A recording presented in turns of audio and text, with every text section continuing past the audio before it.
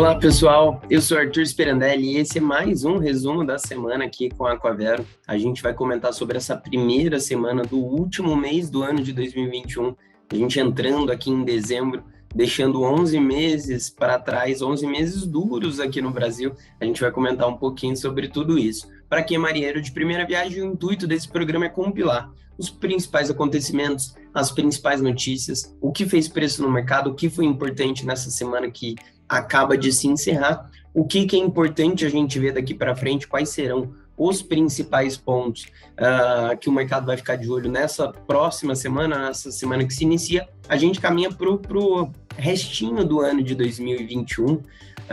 A gente sabe que na última semana do ano o cenário é bem menos movimentado, bem menos negociações, o pessoal já preocupado ali com a virada, mas esse comecinho de dezembro não começou tão tranquilo assim, não. Para quem quer um material ainda mais completo, um resumo não só do que a gente vê aqui na semana, mas também sobre o que aconteceu no mês inteiro, ao longo desta semana a gente vai fazer o nosso panorama e projeções no nosso canal no YouTube, nos canais de podcast, o canal que você preferir.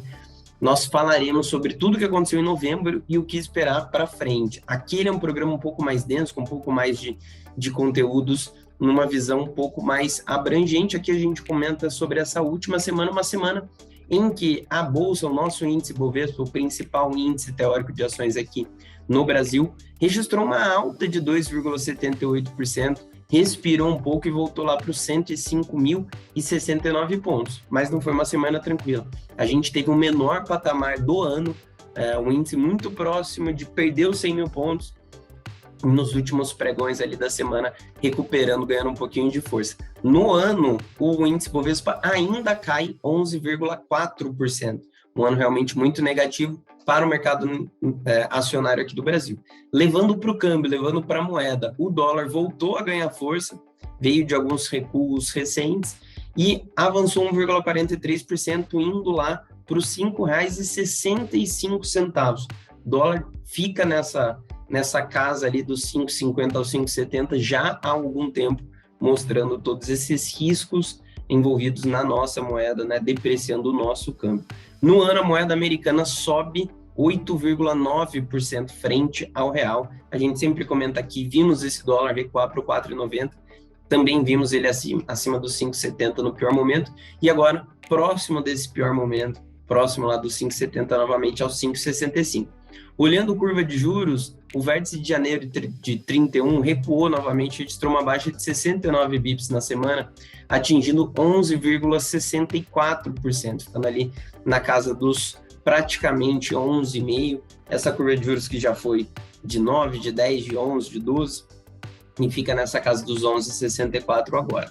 Olhando lá para as bolsas de fora, as bolsas estão realizando ganhos, estavam nas máximas históricas, a gente viu muito otimismo nas bolsas lá dos Estados Unidos e agora recuam um pouco. O S&P 500 sobe 21% no ano, Nasdaq sobe 17% no ano. Nessas últimas semanas sofreram com o Omicron, sofreram com os riscos aqui em relação à política monetária nos Estados Unidos, o tapering mais rápido, o aumento dos juros antes do tempo. A gente vai comentar sobre isso aqui também. Então, essa foi a visão geral, os principais pontos. E entrando no noticiário, para a gente entender por que tudo isso vem acontecendo, a gente teve uma nova variável aqui, que na verdade é uma nova variante nessa equação, que é a variante Omicron da Covid-19. A gente lembra, né, falamos bastante sobre a variante Delta, que era uma variante muito mais contagiosa, e a Omicron agora mostra uma força ainda maior, ela foi detectada no primeiro momento lá na África do Sul, já se espalhou pelo mundo, já tivemos 2 casos confirmados aqui no Brasil, já tivemos casos nos Estados Unidos, vários países da Europa ali também já com casos confirmados, África do Sul fechando ali as suas fronteiras, né, não deixando ninguém entrar, ninguém sair, para tentar conter esse surto, e pouco se sabe de fato sobre a Omicron, sobre as vacinas serem ou não eficazes contra essa variante. O presidente, CEO da Moderna, falou que talvez a gente teria um problema com isso, que eles precisariam de algum tempo para adaptar a vacina. Por outro lado, a gente viu pessoas ali próximas da Pfizer, da BioNTech, aqui também com a nossa Coronavac, falando que é muito provável que as vacinas sejam, sim, eficazes, ou que a variação necessária para a gente conseguir conter essa nova variante também não seria algo muito que demoraria muito tempo. Esses estudos são cada vez mais rápidos, essas mudanças na vacina pode ser feita cada vez mais rápido. Então, o mercado ele vê com cautela, ainda não tem um direcionamento claro. Obviamente, as pessoas podem acabar ficando mais de casa novamente, a gente tendo restrições na mobilidade, a gente sabe já de todos os problemas em cadeias produtivas, enfim. Então, é um momento de bastante cautela. Como eu falei, ainda não se sabe ao certo as reais preocupações, definições aqui com a Ômicron. Lá nos Estados Unidos, segue o cenário de que o Fed, o Federal Reserve, que é o Banco Central lá dos Estados Unidos, ele possa acelerar o processo de retirada de estímulos. Essa retirada dos estímulos, a gente chama de tapering. Basicamente, os Estados Unidos, o Banco Central de lá, injeta 120 bilhões de dólares na economia ao recomprar títulos que estavam no mercado. E a ideia é diminuir esse ritmo. Isso já foi anunciado formalmente no mês de novembro, mas a preocupação agora é de que essa retirada seja mais abrupta, seja mais rápida do que se previa e ela já aconteça nos próximos meses. Essa preocupação foi reforçada com dados que foram divulgados positivos lá nos Estados Unidos nessa última semana. A gente teve o ISM de serviços apontando 69,1 pontos, a projeção era de 65, então um número realmente muito alto para serviços por lá.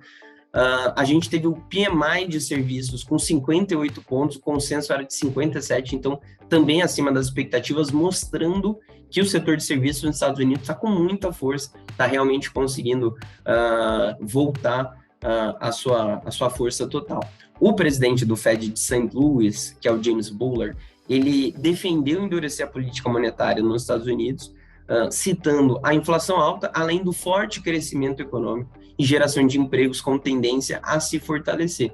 A gente sabe que a preocupação com a inflação não é um problema só do Brasil, ela está acontecendo na Europa, a Europa reportando dados de inflação em alguns países maior dos últimos 40, 50 anos, e lá nos Estados Unidos vivendo um cenário de inflação de 6%, uma coisa muito atípica. Os Estados Unidos tinham uma dificuldade para conseguir colocar a meta de inflação que ele se propõe, que era de 2%. Num país com juro zero, a gente está falando de um juro real bastante negativo, e toda essa preocupação já existe, e a discussão em relação a essa retirada dos estímulos e o aumento dos juros, que estava previsto para acontecer só em 2023, ele fica no radar e será pauta provavelmente dos próximos resumos que a gente fizer por aqui. A gente teve também o livro bege do Banco Central americano, que não ajudou a manter o otimismo, pois apontou uma retomada da atividade econômica apenas moderada na maioria dos estados americanos. Segundo o Federal Reserve, o desempenho foi contido pela falta de oferta e pela mão de obra escassa em vários distritos, tendo os gastos com consumo crescido apenas moderadamente. Inclusive, neste ponto, a gente teve o relatório de payroll lá nos Estados Unidos, do mercado de trabalho de lá, que trouxeram números piores do que o esperado. O país, lá nos Estados Unidos, o país criou 210 mil postos de trabalho, e a expectativa era de 550 mil vagas. Então, um número realmente bem abaixo, mostrando toda a dificuldade do mercado de trabalho por lá. A taxa de desemprego, por sua vez, ficou estável ali nos 4,6%. O Jerome Powell, que é o chairman do Federal Reserve, ele admitiu que a Omicron poderia reduzir a disposição das pessoas a trabalharem presencialmente, pessoalmente, o que desaceleraria o progresso no mercado de trabalho e intensificaria as interrupções da cadeia de suprimentos. Então, um cenário bastante incerto. Por um lado, dados mostrando uma força em serviços, uma força na economia de lá, e dados de inflação preocupando o mercado como um todo, só que, por outro lado, dificuldade na geração de empregos, dificuldade na criação ali de vagas, de encontrar mão de obra qualificada e suficiente, e esses problemas ainda impactando bastante as cadeias de suprimento, que são, né, mais um drive ali para a inflação. A gente tem pouco produto sendo ofertado, uma espera muito grande, encarecendo bastante as matérias-primas e causando, né, sendo mais uma derivada da inflação ao redor do mundo. Levando para a Europa, na zona do euro, o resultado preliminar da inflação ao consumidor em novembro acelerou para 4,9%, e por lá, na leitura final, o PMI composto se elevou de 54,2 em outubro para 55,4 em novembro, uma força aqui, uma retomada de força lá na Europa, na zona do euro. A inflação acelerando para 4,9% assusta também o investidor de lá, mostra que é um problema um pouco mais estrutural. Inclusive, o Jerome Powell disse que a gente deve começar a tirar a questão do transitório da discussão, que a inflação não é tão transitória assim. Nós tivemos também vendas no varejo crescendo 0,2% na comparação mensal de outubro lá na Europa. E aí, para a gente finalizar a volta ao mundo, levando para a Ásia, o PMI composto da China recuou para 51,2 pontos em novembro, e no Japão avançou para 53 em novembro também. Uma dificuldade aqui, como a gente tem falado na China, de fato, uma desaceleração grande ali no crescimento chinês. A China, que é muito importante para o nosso país, né, é uma grande importadora dos nossos produtos. Do lado das commodities, a OPEP+, fez uma reunião nessa última semana e decidiu reafirmar o plano de aumento da produção no ritmo de 400 mil barris de petróleo por dia para janeiro de 2022. O petróleo encerrou a semana cotado, o WTI a 66,26 dólares o barril e o Brent a 69,88. Trazendo aqui para o doméstico, a gente teve mais cenas aqui, né, mais capítulos da novela da PEC dos precatórios, mas dessa vez com um pouco mais de definição. A PEC que vinha tendo a sua votação ali adiada lá na CCJ e também no plenário do Senado, ela já havia sido aprovada em 2 turnos na Câmara, e a PEC dos precatórios ela teve a sua aprovação nessa última semana na CCJ, na Comissão de Constituição e Justiça do Senado, por 16 votos a 10 na terça-feira, e depois ela seguiu para o plenário do Senado, onde ela também foi aprovada em segundo turno por 61 votos a 10. O texto agora ele volta para a Câmara dos Deputados para a discussão dos destaques, que foram feitas algumas alterações no texto inicial. Também por lá em Brasília, o STF decidiu declarar por 7 votos a 3 a constitucionalidade do novo marco legal do saneamento básico. As ações do setor de saneamento dispararam nessa última semana. A gente já sabia, né, dessa decisão prévia, e agora o STF terminando de embasar essa decisão. Entre os indicadores, a gente teve o PIB, Produto Interno Bruto do Brasil, sobre o período de julho a setembro, então ali do segundo trimestre, do terceiro trimestre de 2021, ele veio em queda de 0,1% na comparação com o segundo trimestre. Então, um PIB negativo, uma desaceleração, uma atividade negativa aqui no Brasil. Os analistas esperavam que o indicador viesse zerado. Alguns analistas até esperavam um PIB positivo, e veio mais essa surpresa negativa no radar. Ainda que muito próximo do previsto pelo mercado, a variação negativa por 2 trimestres seguidos implica em recessão técnica para o país. Um momento muito difícil de atividade, tirando até aquela questão do carrego que poderia ajudar a nossa atividade para o ano que vem. Algumas casas já projetando crescimento zero, né, crescimento nulo no ano que vem aqui para o Brasil.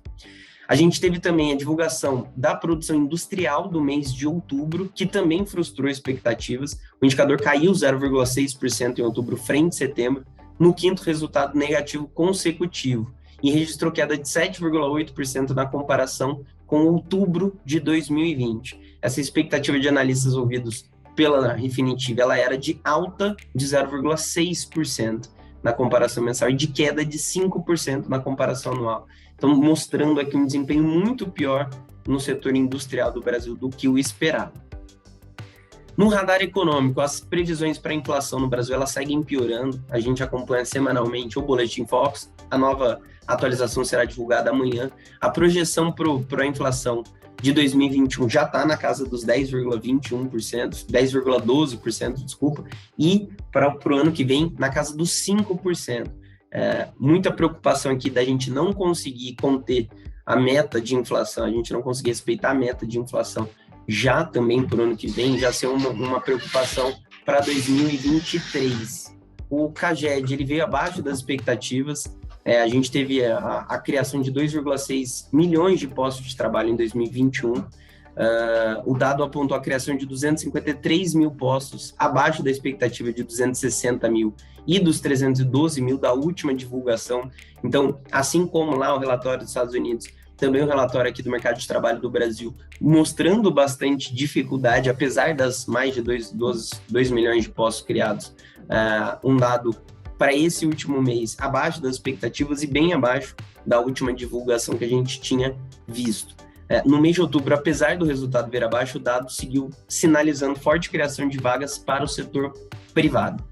Levando para o lado da pandemia, a Anvisa informou que 2 brasileiros foram testados preliminarmente positivo para a variante Ômicron, eles estiveram na África, e os especialistas acreditam que a vacina da Coronavac, feita aqui no Brasil em parceria com o Instituto Butantan, ela tenha maior eficácia em relação às novas variantes, ela seja de um projeto, de um tipo de vacina mais abrangente que se adapte a um número maior de variantes que possam surgir da Covid-19.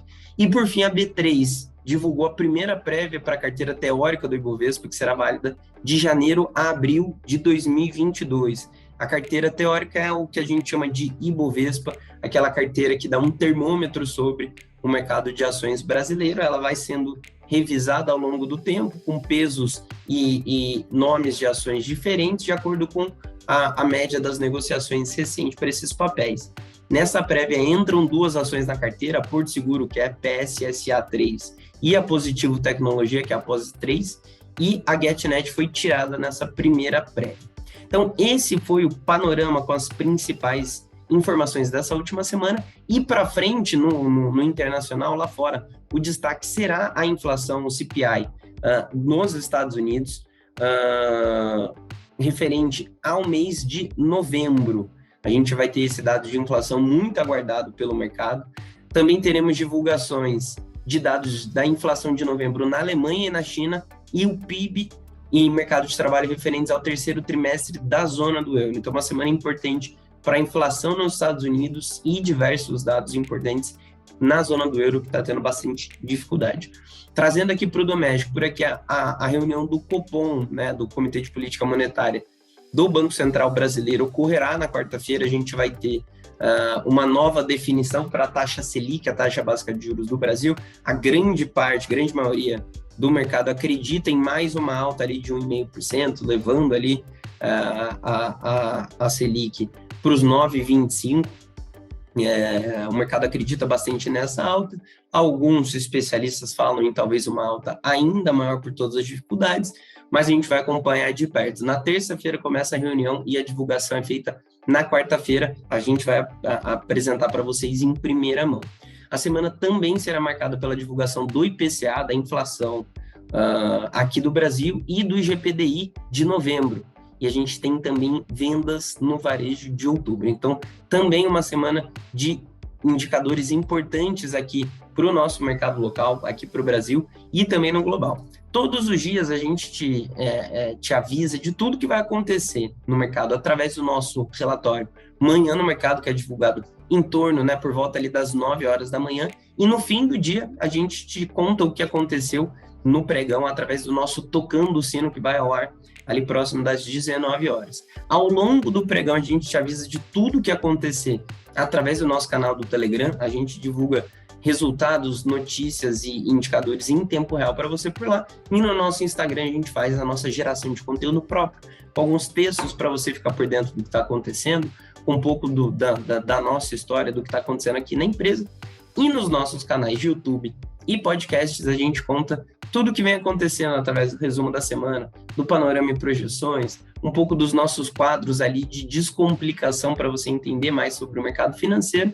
A gente convida a conhecer tudo, se inscrever, ficar por dentro e acompanhar a Aquavero o tempo todo, levar a nossa empresa com você no seu bolso, no seu smartphone e consultar quando você precisar. A gente se encontra amanhã cedo através do Manhã no Mercado, 9 horas da manhã, você fica por dentro de tudo que vai acontecer na segunda-feira. E, ao longo da semana, não deixem de conferir o Panorama e Projeções, onde a gente vai contar a história de novembro. Tá bom? A gente se vê em breve. Tchau, tchau.